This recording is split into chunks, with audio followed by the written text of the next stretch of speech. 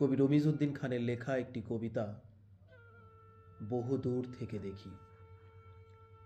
বহু দূর থেকে দেখি তোমাকে, আগুনে পোড়ার মতো যন্ত্রণা হয় চোখে।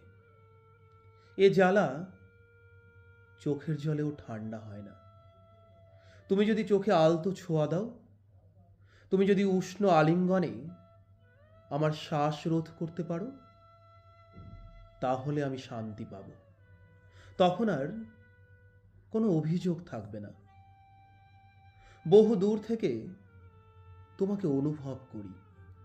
বাতাসে তোমার সুঘ্রাণ ভেসে আসে। পাখিরা তোমার খবর দেয়, গান শোনায়। নদীর স্রোতে তোমার ছবি খুঁজে পাই। তুমি চলমান। তুমি কবে স্থির হবে এই বুকে? কবে রাখবে আমায় সুখে? আমি তার অপেক্ষায়।